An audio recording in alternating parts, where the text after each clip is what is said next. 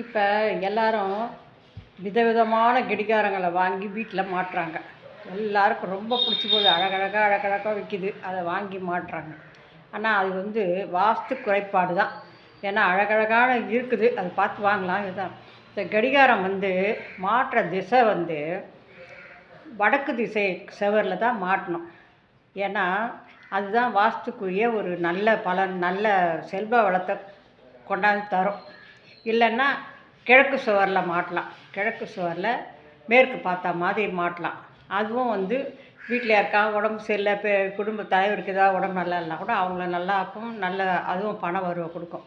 எங்களுக்கு எந்த செவர்லேயும் மாட்ட இடம் இல்லை, அந்த செவர்லேயும் மாட்ட இடம் இல்லை அப்படின்னு சொல்கிறவங்க வேறு என்ன செய்யுது, மேற்கு பார்த்தா மாதிரி மேற்கு சுவரில் மாட்டிக்கலாம்.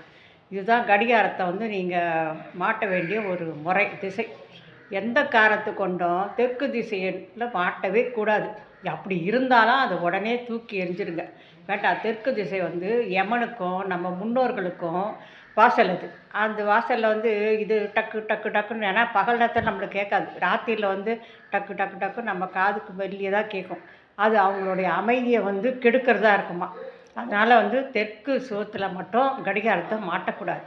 அதே போல் இந்த ஓடாத கடிகாரமோ உடஞ்ச கடிகாரமோ வீட்டில் இருக்கவே கூடாது.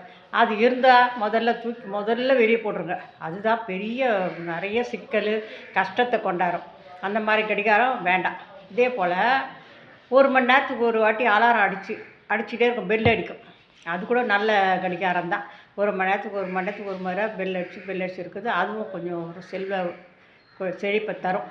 இந்த கடிகாரம் இருக்குதேன்னு சொல்லிவிட்டு அங்கே எங்கே வேணாலும் மாட்டாதீங்க. பெட்ரூமில், ஹாலில், வெளியே பால்கனியில், மொட்டை மாட்டில், இந்த மாதிரி எங்கே வேணாலும் அந்த மாதிரி மாட்டவே கூடாது. கடிகாரம் ஹாலில் இருந்தால் போதும். உங்களுக்கு பெட்ரூமில் எனக்கு கடிகாரம் தேவைன்னா உங்கள் நீங்கள் படுக்கிற திசையில் வலது பக்கமாக வச்சுக்கலாம். வலது பக்கம் இருக்கிற மாதிரி பார்த்துங்க கடிகாரத்தை. மற்ற இடத்துலலாம் வேண்டாம். அதே போல் தொங்க விடக்கூடாது கடிகாரத்தை. சில பேர் இதில் கதவில் தொங்க விடுவாங்க, வீட்டில் பெட்ரூமில் தான் அந்த மாதிரி கடிகாரத்தை தொங்க விடவே கூடாது. கடிகாரம் நமக்கு வாஸ்துக்கு ஒரு முக்கியமானது. இது ஸ்லோவாக ஓடக்கூடாது. இந்த கடிகாரம் எப்பவுமே ஸ்லோவாக ஓடக்கூடாது. கரெக்டான நேரம் போகலாம், இல்லை ஒரு 10 நிமிஷம் ஃபாஸ்ட்டாக கூட போகலாம். அது மாதிரி பார்த்துங்க. 10 நிமிஷம் ஃபாஸ்ட், இல்லைன்னா ஸ்லோ வரக்கூடாது. ஆனால் ஸ்லோ. அதே போல் இந்த நிறம் வெள்ளை கலராக இருந்தால் பார்த்துக்குங்க. இல்லை ப்ரௌன், இந்த மஞ்சள், பச்சை, இதை நீங்கள் கருப்பு, இதெல்லாம் வாஸ்துக்கு உதவாது.